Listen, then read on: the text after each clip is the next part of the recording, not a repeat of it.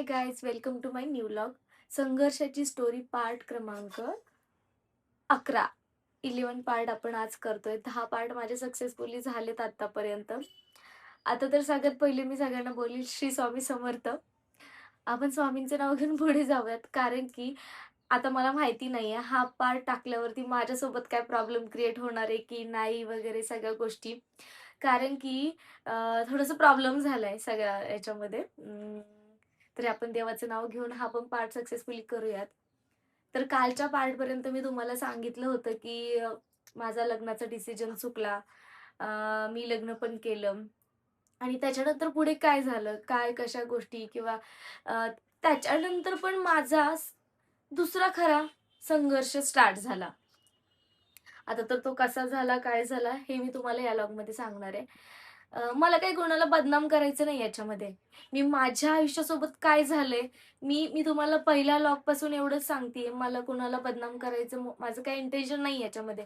माझं आयुष्य मी कसं काढलंय आणि माझा संघर्ष अजून सुद्धा ह्या स्टेजपर्यंत म्हणजे आत्ता पण मी ज्या याच्यामध्ये आहे, इथे पण कसा चालू आहे, ह्या सगळ्या गोष्टी मला तुम्हाला सांगायचं ट्राय करते. भरपूर भरपूर बायका मला कॉल करताय, की मी असं-असं केलं होतं, माझ्यासोबत अशा-अशा गोष्टी झाल्यात, आम्ही काय करू? म्हणजे भरपूर, भरपूर. मी पण एकटीच आहे. माझ्या आयुष्यात माझ्या मिस्टरांनी असं केलं किंवा ते एक्सपायर झाले, त्याच्या घरच्यांनी असं केलं, त्यांच्या घरच्यांनी जे काही एक्स-वाय-झेड. मला भरपूर बायका कॉन्टॅक्ट करताय. ते मी त्यांना एकच सांगितले, तुम्ही माझे व्लॉग कंटिन्यू बघा. लास्ट एपिसोडपर्यंत बघा. ह्याच्यातून नक्कीच आपल्याला कुठेतरी मार्ग, कारण की त्या ज्या सिच्युएशनमधून गेल्यात, सेम सिच्युएशनमधून मी सुद्धा गेलेली आहे. ठीक आहे, त्यांचं लहानपणीचं नाही सांगत आहे, पण आत्ताची जी लाईफ आहे, ज्यांना माहिती आहे माझा डिव्होर्स झालाय वगैरे ज्या सगळ्या गोष्टी आहे. तर असं काल मला एक जी लेडी आहे आपल्या सगळ्या कमेंटला इतकं घाण, सॉरी, माझ्या सगळ्या व्हिडिओजला तिने इतक्या घाण-घाण कमेंट केल्या ना, असं त्या लेडीसोबत बाकीचे पण लोकं इतके भांडले तिथे जाऊन. पण जाऊ दे, काय असतं, एखादी बाई जातीला कलंक असतो. त्या लेडीचं नाव बोरा आहे. बोरा. अ, माहिती नाही कोण आहे, काय, कशी वगैरे आपल्याला काहीच आयडिया नाही त्या व्यक्तीबद्दल. बट तिने आपल्याला सगळ्याच व्हिडिओजला वाईट-वाईट कमेंट केलेल्या. कमेंट केल्या होत्या, की त्यावेळेस तू तुझ्या मिस्टरांकडून पैसे घेतले, तर कुणाल नव्हता का त्यावेळेला? किंवा विकी दादा तुझा कोण आहे? परत अजून भरपूर काही कमेंट आलेले आहेत बरं का, माझ्या लक्षात नाही येत आता. मला एक-एक आठवतच मी सांगते तुम्हाला.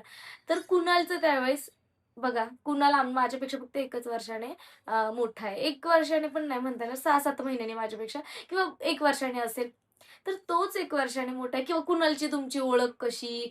काही लोकं म्हणतायत, की तुम्ही इकडे सगळं 90% खोटं असतं, 10%च बरोबर असतं, हे फक्त व्ह्यूजसाठी करता तुम्ही. असं काहीच पार्ट नाही याच्यामध्ये.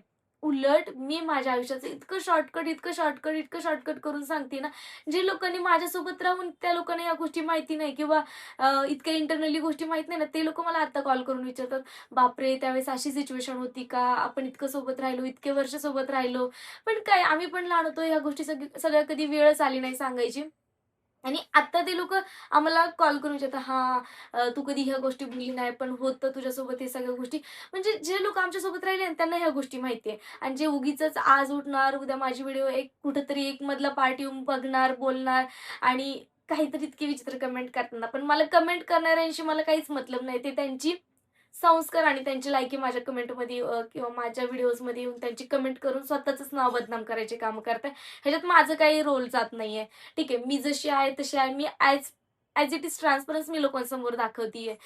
तर अशा सगळ्या गोष्टी. तर त्यावेळेस कुणालचं बोलताय, तर कुणाल पण माझ्यापेक्षा फक्त 1च वर्षाने लहान होता. तर तो पण एज्युकेशन घेत होता आणि त्यावेळेस एज्युकेशन घेत असल्यामुळे बघा, इतकी समज कोणालाच नसते. त्यावेळेस त्याची पण फायनान्शियल कंडिशन असेल ओके, पण मला नाही माहिती इतक्या सगळ्या गोष्टी तेव्हाच्या. तर तेव्हा तिकडून पण म्हणजे होता तो. पण अ, तितकं पाहिजे तितकं आम्ही कॉन्टॅक्टमध्ये किंवा कॉन्टॅक्टमध्ये असून पण सगळ्या गोष्टी त्यावेळेस पण पॉसिबल झाल्या नव्हत्या. आणि राहिली विकी दादाची गोष्ट. विकी दादा माझा भाऊ आहे. माझा तो चुलत भाऊ आहे. पण त्यावेळेस मी तुम्हाला बोलली लास्ट व्लॉगमध्ये, माझ्या इतकं डोक्यात पण आलं नाही. पण आमचा जितका पाहिजे तितका कॉन्टॅक्ट सुद्धा नव्हता एकमेकांसोबत. जितका पाहिजे तितका बरं का. आणि मला म्हणजे मी डोक्यात आलं नाही, मग मी त्याला पण पैशांची नाही मागितली आणि तो पण त्याच्या त्याच्या लाईफमध्ये तिथे त्यावेळेस तो स्ट्रगलच करत होता त्यावेळेस तेव्हा तो पण. तर त्याच्यामुळे दादाचं पण असं माझ्या इतकं लक्षामध्ये नव्हतं आलं. त्याच्यामुळे आम्हाला एका दुसऱ्या व्यक्तीकडून किंवा ती हेल्प घ्यायला लागली. त्याने जे लोकं म्हणतात ना 90% खरं, खोटं वगैरे ज्या गोष्टी.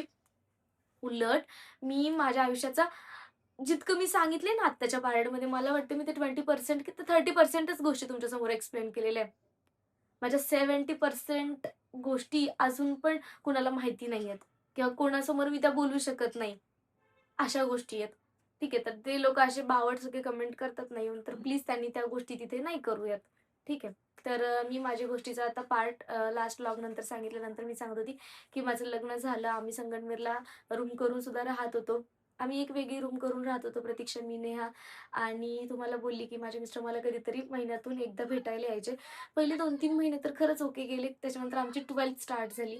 पण आम्हाला तुम्हाला सगळ्यांनाच माहिती आहे 12th स्टार्ट झाल्यावरती आपल्याला जे समर व्हॅकेशन असतं ते मिळत नाही आपल्याला. कारण तेव्हा पण आपले क्लासेस चालू असतात, जे एक्स्ट्राचे लेक्चर वगैरे त्या सगळ्या गोष्टी. आणि ना त्यावेळेस माझं शेड्यूल इतकं बिझी असायचं ना, की मी सकाळी 7:00ला उठणार. आमचा क्लासेस असायचे अकाउंटचे. आम्ही क्लासला जायचो. म्हणजे पायी-पायीच जायचो. काही गाडी-बिडी नव्हती किंवा ऑटोने पण जायचो नाही. खूप लांब होतं. म्हणजे ते जनता नगरमध्ये क्लासेस होते तेव्हा सरांचे. आता वेगळीकडे आहेत, पण तेव्हा जनता नगरमध्ये क्लासेस व्हायचे. अ, तर आम्ही काय बोलतात श्रमिक कॉलेजपासून तर तिथपर्यंत पायी-पायी जायचो. अर्धा पाऊण तास त्याला लागायचा. 1-1.5 तासाचं लेक्चर असायचं. परत अर्धा पाऊण तास यायला लागायचा. परत आल्यावरती स्वयंपाक, घरातलं आवरायचं, आमचं आवरायचं. मग परत कॉलेजला जायचं. कॉलेजवरून आम्ही 5:30 वाजता यायचो. 5:30ला आल्यावरती मग परत घरातलं आवरायचं, स्टडी वगैरे सगळ्या गोष्टी. मग असं शेड्यूल एकदम पॅक असायचं. कुणाला कॉल करणं, कुणाशी काय. आणि मी पण ना माझ्या मिस्टरांना जास्त कॉल नाही करायची. कारण की दिवसभर कॉलेजमध्ये असायची. कॉलेजमध्येच लग्न केल्यामुळे, म्हणजे कॉलेजला असतानाच लग्न केल्यामुळे, त्याच्यामुळे आमचं जास्त असं कॉन्टॅक्ट व्हायचा नाही तेव्हा. म्हणजे कॉन्टॅक्ट म्हणजे कॉलवरती बोलणं. रात्री जरा वेळ, सकाळी जरा वेळ एवढंच सगळं असायच्या गोष्टी. तर मी त्यांच्यामध्ये जास्त इन्व्हॉल्व नव्हती झालेली त्यावेळेस. तर नंतर ना मला माहीत नाही त्यांना काय झालं. म्हणजे नंतर ना त्यांचं बिहेवियर्सच चेंज झालं असं. म्हणजे प्रत्येक गोष्टीसाठी डाऊट घेऊन बोलणं. मी शेजारच्या काकूंकडे गेले, "तू तिकडे का गेली? तिकडे जाऊन का बसली? मला तुझा म्हणजे एक सेल्फी घेऊन पाठव, तुझ्या आजूबाजूला कोण आहे?" किंवा मी असं कुठे गेली, क्लासला गेली, तुझं लोकेशन पाठवून ठेव. म्हणजे मला कळायचंच नाही, हा व्यक्ती असा अचानक नंतर बदललाय का? तर तेव्हा माझ्या बहिणी मला डायरेक्टली बोलायला लागल्या, "दीदी आम्हाला तुझ्यासोबत नाही राहायचं." हां, म्हणजे भांडण व्हायचे ना, मी भांडायची सगळ्या गोष्टी. आणि मला कधी कोणी रोकटोक केलेली नव्हती. मला त्या गोष्टींची सवय नव्हती आणि माझ्यासोबतच माझ्या बहिणींना पण नव्हती, की असे कोणीतरी आपल्याला बोलणार, कंटिन्यू भांडणाच्या एन्व्हायर्नमेंट जे काय आहे ते सगळ्या गोष्टी, त्याच्यामध्ये त्यांना पण सवय नव्हती. तर त्या मला बोलायला लागल्या, "दीदी आम्ही आम्ही परत हॉस्टेलला जातो. आम्हाला नाही राहायचं तुझ्यासोबत." म्हणजे त्यावेळेस लिटरली मी विचार करायला लागले, की मी सगळ्या गोष्टी ह्यांच्यासाठी केल्यात. म्हणजे माझ्या बहिणींसाठी केले ते. आणि जो व्यक्ती समोरचा आहे तो इतका चुकीचा आहे, इतका कुठल्या लेव्हलचा आहे मला माहिती नाही. आणि प्रत्येक गोष्टीला त्या दिवसापासून म्हणजे लग्नाच्या मला वाटतं 3 ते 4 महिन्यानंतर मला जे फेस करायची वेळ आली, तर लिटरली 4 म्हणजे आत्ता 4 वर्ष 2022 पर्यंत मी सगळ्या गोष्टींना फेस केलं. म्हणजे 4 ते 5 वर्ष. कारण की मी ह्या गोष्टी ना कोणाला सांगू शकत होते. मी कधी-कधी माझ्या मामांना बोलायची, तर मामांना वाटायचं मी खूप आगाऊ आहे. माझं नेचर तसं आहे म्हणून कदाचित मला ह्या गोष्टी सहन होत नाही. प्रत्येकच मुलीला सासरी जाऊन ह्या गोष्टी फेस करायला लागतात. तर मला पण कदाचित ते बोलायचे, त्या गोष्टीची मी पण सहमत व्हायची. कदाचित होत असेल, मी कधी माझ्या मम्मी-पप्पांचे भांडण बघितले नाही. मी कधी फॅमिलीमध्ये राहिली नाही. म्हणून मला या गोष्टींची सवय नसेल. तर मग मी एक-एक गोष्ट सहन करत गेली. नाही हा असं बोलतोय, तू हेच करायचं ठीक आहे, दे लोकेशन पाठवून. मी तरी काय चुकीची कामं करते, द्यायची लोकेशन पाठवून. नंतर सेल्फी पाठव, द्यायची सेल्फी पण ही गोष्ट माझ्यापुरती मर्यादित नव्हती ना. जेव्हा मी 4 लोकांमध्ये जाईन, ते 4 लोकं पण मला विचारायचे ना, "काय यार, किती विचित्र माणूस आहे. कशा गोष्टीसाठी ह्या गोष्टी करतोय?" आता जे लोकं मला म्हणतात ना, "तू थोडं कॉम्प्रोमाईज करायचं, तू थोडं समजून घ्यायचं." मी खूप कॉम्प्रोमाईज केलं. मला लगेच मुलगा झाला आणि लगेच मी बाजूला निघाली, अशी गोष्ट नाहीये. मी माझ्या आयुष्याचे 3 वर्ष म्हणजे मला बाळ 3 वर्षानंतर झालंय. त्याच्यानंतर असे तसे करत माझे कॉलेजचे दिवस गेले, सगळ्या गोष्टी झाल्या. त्याच्यामध्ये पण एक खूप मोठा प्रॉब्लेम झालेला, की त्याच्यामध्ये येऊन त्या व्यक्तीने मला मारलं होतं, पहिल्यांदा मारलं होतं. कदाचित त्या व्यक्तीचा मार मी तेव्हा खाल्ला नसता, तर त्याच्यानंतर त्याला हिंमत नसती झाली माझ्यावरती कधी हात उचलायची. पण काय झालं, की त्यावेळेस ना इतक्या सगळ्या गोष्टींमध्ये ना फ्लो-फ्लोमध्ये तो व्यक्ती इतका मोठा, मी त्याच्यावरती हात उचलणं, माझ्या संस्कारात ती गोष्ट नव्हती कधी. मी नाही केली ती गोष्ट. तेव्हापासून त्याला एक कॉन्फिडन्स आला, की मी हिला मारू पण शकतो. त्याच्यानंतर प्रत्येक गोष्ट, कुठलीही चूक होऊ दे, डायरेक्टली हात वर करणं आणि हात वर करणं. पहिली 1 चापट, नंतर 2 चापट. आपण म्हणतो ना, आपण एखाद्याला रिकामं सोडतो आणि तो व्यक्ती वर करत जातो. सेम तसंच काहीतरी माझ्यासोबत झालं. सेम त्या व्यक्तीने आता तो व्यक्ती मला कॉल करून बोलतो, "तू माझी बदनामी करतीये व्हिडिओ करून." माझी बदनामी आता नाही होते का? मला पण 4 लोकं विचारतात, तुझ्यात असला ॲटिट्यूड आहे, तू अशी व्हिडिओ बनवती म्हणूनच तुझा नवरा तुला सोडून गेलाय. तू असं करत असशील म्हणूनच तुझा नवरा तुला सोडून गेलाय. त्याने तुला सोडलंय ते एकदम बरोबर केलंय." ह्या सगळ्यांची उत्तरं मी इथं देतीये. तो व्यक्ती माझ्याशी किती खालच्या दाराचा जाऊन वागलाय ना, तो ज्यावेळेस मला मारायचा, त्यावेळेस माझी मानसिक स्थिती खराब होत नव्हती का? माझ्यावर माझ्या कुठल्या गोष्टी त्याच्यावर होत नव्हत्या का? मी मी डिव्होर्स केलाय. मी म्युच्युअल अंडरस्टँडिंगमध्ये डिव्होर्स केलाय. का? आज लेडीजकडून सगळ्यांना माहिती आहे, लेडीजकडून प्रत्येक गोष्ट आहे. खोट्या-खोट्या आज अशा मी बायका बघितल्यात, खोट्या-खोट्या केस करतात पुरुषांवर. आज माझ्यासोबत 100% प्युरिटी खरं असून सुद्धा मी या व्यक्तीवरती एक सुद्धा गोष्टीची केस केली नाही. का? मी कुठेतरी याला रिकामं सोडलं. कुठेतरी या व्यक्तीला सगळ्या गोष्टींमधून जाऊन दिलं. मी मूर्ख होते का? की मला काही कळत नाही का? आज हा व्यक्ती मला कॉल करून बोलतो, "तू माझी बदनामी करतीये." तू काइंड ऑफ तेच होतंय, की माझी समाजामध्ये काय कोणासमोर बदनामी होती तुझी? कोण ओळखतंय तुला? या व्यक्तीचा माझ्या Instagram, माझ्या Facebook, माझ्या माझ्या आत्ताच्या व्यक्तीपर्यंत याचं नाव नाही, याचा फोटो नाही, याचं गाव नाही, काहीच गोष्टी नाही याचं माझ्या माझ्या प्रोफाईलवरती. मी याची कशी बदनामी होतीये? त्याचे नातेवाईक ओळखताय. ज्या नातेवाईकांना माहिती आहे आम्ही नवरा-बायको सोबत राहत नाही, ऑब्व्हियसली त्यांना माहिती आहे आमचा डिव्होर्स झालाय. डिव्होर्स असं कोणीही घेत नाही ना. काहीतरी गोष्टी मागे खूप रिझन असतात एखादी गोष्टीमागे. कोणी आज लग्न करतं, उद्या उठतं, परवा डिव्होर्स घेतं. अशापर्यंत गोष्टी जात नाही ना. आणि जे मी सहन केलंय ना, जे लोकं मला म्हणतात ना, की तू नवऱ्याला तर ते जे असे लोकं बोलतात ना, ह्या लोकांना नाही माहिती. मी माझ्या पास्ट काय केलेलं आहे सहन.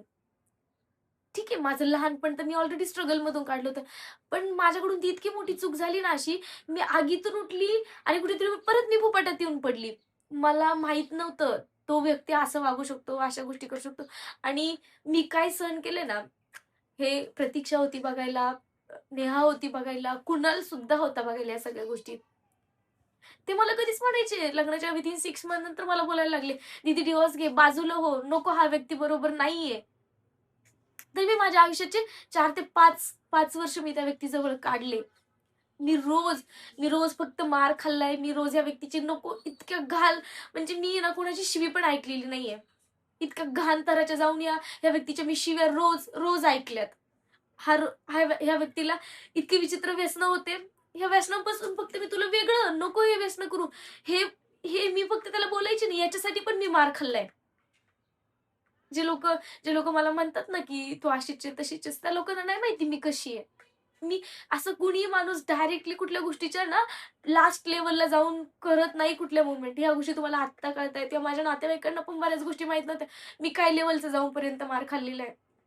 मी अशा खूप दिवस आहे. आम्ही संगमनेर सोडलं. त्याच्यानंतर आम्ही असे तसे काढत मी संगमनेर सोडलं. पुण्यात आले. मला अजिबात यायची इच्छा नव्हती. त्यावेळेस सुद्धा लास्ट मोमेंटला सुद्धा मी तिथे मार खाऊन मी पुण्यात आली. पुण्यात आल्याच्या नंतर मला 1 दिवसाचं पण सुख या व्यक्तीचं माहिती नाही. पुण्यात आले. पुण्यात आल्याच्या नंतर मला 1 दिवसाचं पण सुख माहीत नाही. हा व्यक्ती रोज येणार, ह्या त्या गोष्टीवरनं मला माना. माझ्या बहिणींपर्यंत तर त्याची जायची मजाल नव्हती. मी सहन करत होते.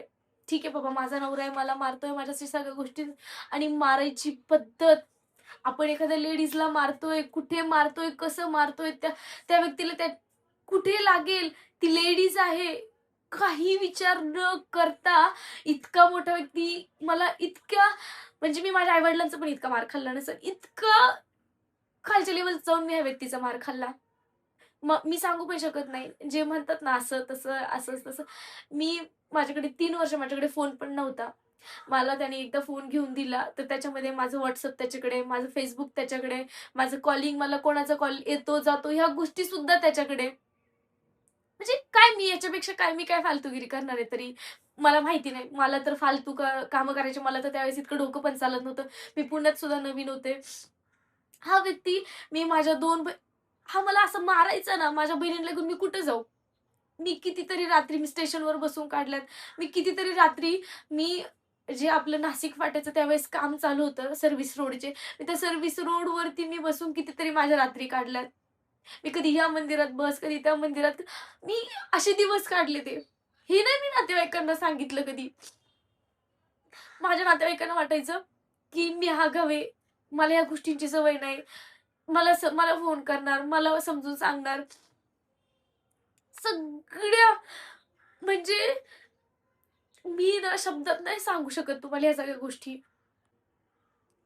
आणि असल्या लेव्हलपर्यंत मारलेलं आहे ना त्यांनी माझ्या मांडीवरती वगैरे. आजही त्या शिरा म्हणजे आजही माझ्या ते काळ्या निळ्या झालेल्या शिरा ना आजही तर रिपेअर झालेला नाहीये. इतके माझ्या अंगावरती किंवा त्याने माझं हे बोट मोडलंय.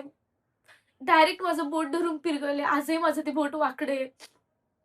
त्याने मला ढकलून दिलं होतं तर माझ्या गुडघ्यात जे हेअर क्रॅक गेला होता तो पण माझा अजून आहे. मला अजूनही त्या सगळ्या गोष्टीचा त्रास होतो. म्हणजे म्हणजे लेव्हल तो फक्त मला घरामध्ये मारहाण करायचा. एकदा तर त्याने हद्द केली. एकदा भांडणं झाले. मी, कुणाल, प्रतीक्षा आम्ही तिघं अप्पूघरकडे गेलो आणि तो आला मागून. इतकी पब्लिक असते त्या अप्पूघरला. तिथे त्याने मला रस्त्यावरती पाडून मला तिथे मारलेलं. आजही मी जर तिथे गेली नंतर ना तिथे माझ्या ओळखीचे जरा लोकं होते. ते आम्हाला एक म्हणजे असं मी तिथं काम करायची. तर ते तिथले लोकं मला सांगत होते, "अगं इथं एकदा असं-असं झालेलं." आता कुठल्या तोंडाने सांगणार आहे? ती जी व्यक्ती होती ती मीच होते. म्हणजे याने कुठंच कुठलीच गोष्ट सोडायची नाही. तेव्हा नाही माझी बदनामी झाली. तेव्हा नाही याची बदनामी झाली. माझ्या बहिणींना कुठल्या पण लेव्हलपर्यंत जाऊन बोललं, "तुझी मी बायको आहे. तू माझ्यापर्यंत मजल ठेव ना. माझ्या बहिणींशी कसं आहे वागणं, माझ्या बहिणींशी कसं आहे बोलणं." काही गोष्टी अशा नाही बोलू शकत मी ऑन स्क्रीन. इथपर्यंत तो व्यक्ती जाऊन वागलाय आणि आता तो मला फोन करून बोलतो, की "माझी बदनामी करतीये तू." आमच्या बदनामी होत होते तेव्हा कुठं होतास तू? आमच्यावर मानसिक त्रास होतो तेव्हा कुठे गेले होते तुझं सगळं नातेवाईक तुझे जे होते ना सगळे लोकं ते कुठे गेले होते? आता त्यांना ना काही लोकं व्हिडिओ बघतात आणि त्याला पाठवतात किंवा त्याला सांगतात, "ही तुझ्याविषयी अशी बोलती, तुझ्याविषयी तशी बोलती." आणि ह्या व्यक्तीची इतकी घाण सवय होती ना, स्वतः चुका करायच्या, स्वतः प्रत्येक गोष्ट करायची आणि ती जिरवण्यासाठी स्वतःला आंग करून घ्यायचं. म्हणजे स्वतःचंच ह्याच्यात हात घाल, त्याच्यात हात घाल, बोटं कापून घे, सगळा घरभर रक्त माहिती आहे आम्ही जोपर्यंत ह्याच्यासोबत राहिलो ना, मला वाटत नाही मी 2 वर्षामध्ये ना 3 ते 4 रूमांमध्ये म्हणजे एक पण मालक ह्या व्यक्तीला ठेवत नव्हता. एक पण मालक. डायरेक्ट सांगायचा, भांडणं झाली शेजारचे-पाजारचे लगेच याचा ड्रिंक करून येणार, सगळ्या गोष्टी करणार, येऊन धिंगाणा घालणार घरामध्ये, घाण लेव्हलपर्यंत बोलणार आणि शेजारचे-पाजारचे लोकं मालकाला सांगणारच आहे. मालक लगेच आहे ना, "बाबा तुम्ही रूम खाली करा." आम्ही म्हणजे मला आठवतं 1 ते दीड वर्षामध्ये ना आम्ही 2 ते 3 ते 4 रूमा खाली केल्या. इतकी घाण वाटायचं ना, कारण की आम्हाला सवय नाही यार. आम्ही चांगल्या हे बघा काहीही असू दे, पण मी संगमनेरला राहिले. मी 2 वर्ष मी एका रूममध्ये राहिले. आत्ता पण मी इथे राहते ना, आम्ही 3 ते 4 वर्ष झाले मी हे एका रूममध्ये राहतीये. ह्या असल्या घाण किंवा खूप आपण स्वतःला बघा, मी खूप चांगली आहे असं नाही म्हणणार. पण समाजासमोर ह्या गोष्टी आणण्याची मला नाही वाटत काही गरज. तेव्हा तरी होती. आणि आपण चांगले राहतो. आपण चांगल्या घरातले आहोत. आपल्याला असले संस्कार कोणी नाही दिलेले. तर ह्या सगळ्या गोष्टी माझ्यासोबत त्यावेळेस घडलेल्या आहेत. याच्यात मी काय कॉम्प्रोमाईज करायला पाहिजे? मी काय करायला पाहिजे? म्हणजे मी प्रत्येक गोष्ट मी त्याला उत्तर देतीये, "तू कुठे चालली आहे?" मी त्याला सांगितल्याशिवाय तर कुठे जात नव्हते. ह्या माणसाला ₹1 द्यायचं कधी माहिती नाही. पैसे देणार तर तू कुठे ₹100 देणार तर तू कुठे खर्च केले मला याचं उत्तर दे. मी माझा मोबाईलमधून माझं WhatsApp याच्याकडे, माझं Facebook याच्याकडे, माझं कॉलिंगची लॉग याच्याकडे. मला कोण कॉल करणार आहे? म्हणजे मी याला कुठेतरी अशा गोष्टींमध्ये कधी सापडत नव्हते. मग घरात येऊन "तू स्वयंपाक का नाही केला? स्वयंपाक असेल तर तू कपडे का नाही धुतले? तू कपडे धुतले तर तू घर का नाही झाडलं?" आणि वर मला आता तो व्यक्ती बोलतो, की "तू ह्या सगळ्या मला ड्रिंक करायला, मला व्यसनं करायला, मला सगळ्या गोष्टी करायला मी भाग पाडत होते. का? याचा त्रास मला होत नव्हता. मग मी रोज जायची दारू पिऊन यायची. त्रास एकट्यालाच होत होता का? मला कुठल्याच गोष्टीचा त्रास होत नव्हता. हा एकटाच माणूस होता का? मी माणूस नव्हते का? मी जॉब करायची त्यावेळेला. जॉब करून, कॉलेज करून ह्या व्यक्तीने इतकापर्यंत मला त्रास दिला ना, लिटरली माझं 12th इयर मी कसंबसं काढलं. मला पश्चाताप व्हायचा मी का लग्न केलंय? मी चांगल्या गोष्टींचा विचार करून लग्न केलं होतं आणि मला याच्यात काय भेटलं? माझं एफ-वाय पण असंच गेलं. कधी कॉलेजला जा, कधी नको जाऊ. मला इतक्या लेव्हलपर्यंत मारायचं, की दुसऱ्या दिवशी माझे डोळे काळे-निळे असायचे. माझ्या अंगावरती मार असायचा, व्रण असायचे. कॉलेजमध्ये गेल्यावरती माझ्या मैत्रिणी विचारायचं, "काय झालं गं तुला?" काय उत्तर द्यायची मी ह्या पोरींना? काय सांगायचं? माझी तेव्हा बदनामी होत नव्हती का? हे लोकं आत्ता यांच्या बदनामीचा विचार करतायत. त्या नातेवाईकांना तेव्हा माहीत नव्हतं का? हा आपला माणूस कसा आहे. आज सुद्धा आमच्या कुणालचं प्रतीक्षाचं भांडण झालं ना, कुणाल जर मला कधी बोलला नाही की किंवा प्रतीक्षा मला येऊन बोलली ना की कुणाल मला बोलतो, मला माहिती प्रतीक्षा काय आहे त्याच्या आधी. मी कधीच म्हणणार नाही. मी कधीच बोलत नाही कुणाल चुकीचा असेल. मी 100% प्रतीक्षा तुझीच चूक असणार आहे. कारण आम्हाला माहिती आहे, त्या व्यक्तींना त्यांच्या नातेवाईकांना माहित नाही की त्यांचा माणूस कसा आहे. आपला माणूस कुठल्या लेव्हलला पर्यंत जाऊन वागू शकतो. आणि ना आम्ही त्यांच्याच नातेवाईकांच्या रूममध्ये सुद्धा राहिलेलो आहे. त्याच नातेवाईकांच्या भाडेकरूंनी बाकीच्या लोकांनी पण या गोष्टी सांगितलेल्या आहे. गळा दाबणं, हे करणं, ते करणं. याच्यावरती मी एकदा दोनदा त्याच्या विरुद्ध पोलीस केस सुद्धा केली होती. पोलीस केसपर्यंत जेव्हा आपली गोष्ट जाते ना, ह्या नात्यामध्ये काहीच अर्थ राहत नाही. जे मला म्हणतात ना कॉम्प्रोमाईज करायचा, ॲटिट्यूड कमी करायचा, आपल्याला एक मुलगा झालाय, ह्या सगळ्या गोष्टी. तर त्यांना नाही माहिती मी कुठल्या दिवसातून मी कुठपर्यंत येऊन आत्तापर्यंत आलीये. तर मी चुकीची आहे की बरोबर आहे मला माहिती नाही. मी डिसिजन घेतलाय तो माझा बरोबर आहे की चुकीचा आहे मला माहित नाही. पण मी इतकं नक्की सांगेन, आज त्या व्यक्तीपासून येऊन मी खूप सुखी आहे. म्हणजे इतकी सुखी आहे ना, मी त्या सुखाचं एक्सप्लेनेशन पण तुम्हाला देऊ शकत नाही. मला माहिती नाही, मी हा एक डिसिजन बरोबर घेतला, की त्या व्यक्तीला सोडलं होतं ना, तर मी जॉब करत होती. मी इतका मार खायची, मी सगळ्या गोष्टींच्या डिप्रेशनमध्ये असायची. रोज मार खाऊन मी काम केलेलं आहे. रोज रात्री यायची, मी कुत्र्यासारखा मार खायची. दुसऱ्या दिवशी जाऊन मी ऑफिसमध्ये प्रेझेंट असायची. इथपर्यंत पण मी कामं केलेली आहे. पण ह्या सगळ्या सिच्युएशनमध्ये मी माझं काम सोडलं नाही, ही गोष्ट मी चांगली केली. कारण की ते जर गोष्ट तो व्यक्ती मला म्हणायचा ना, की "मी कामाला जाते, तुझं याच्यासोबत अफेअर, तुझं त्याच्यासोबत अफेअर, तू अशीच, तू तशीच, सकाळी लिपस्टिक्स लावून जाती, मग संध्याकाळपर्यंत ती लिपस्टिक का राहत नाही, मग तिकडे जाऊन दुसरे कामं करते का?" इथपर्यंत मी शब्द ऐकलेले आहेत. जर मी त्या व्यक्तीचं त्यावेळेस ऐकलं असतं ना, त्याला तर पैसे द्यायचे मला माहीत नव्हतं. पण जरीही मी त्या व्यक्तीच्या त्या गोष्टी की त्याच्या मन समाधानासाठी मी त्या गोष्टी केल्या असत्या ना, आज मला भीक मागायला सुद्धा जागा राहिली नसती. मग ते तुम्ही ठरवा, मी जो डिसिजन घेतलाय, तो मी बरोबर घेतलाय की चुकीचा घेतलाय. ठीक आहे? तर आज एवढंच सांगते मी या व्लॉगमध्ये. नंतरचं जे काय आहे ते मी नंतरच्या व्लॉगमध्ये तुम्हाला सांगते. कारण की हे दुःख मी सहन केलंय. कोणी पण नाही ज्यांनी ज्या बायका मला मेसेज करतात, कॉल करतात, त्यांना मला कॉन्टॅक्ट करायचा प्रयत्न आहे. हे बघा तुम्ही माझ्या गोष्टीतून मी वाईट केलं. मी लग्न करताना डिसिजन चुकीचा घेतला. पण मी चांगल्या गोष्टी पण केल्या त्याच्यानंतर. हे तुम्ही माझ्यातून वाईट नका घेऊ. तुम्ही मोटिव्हेट होत राहा फक्त. आणि बस आजच्या व्लॉगमध्ये मी एवढंच बोलते. तर माझ्या या व्हिडिओला पण लाईक करा, आपल्या चॅनलला सबस्क्राईब करा आणि कमेंट सुद्धा करा. कोणी नवीन माझे व्हिडिओ बघते तर त्याने पहिले सबस्क्राईब सुद्धा करा. तरच माझ्या नंतरचे आणि आधीचे पण एपिसोड तुम्हाला दिसणार आहेत. तर चलो बाय बाय.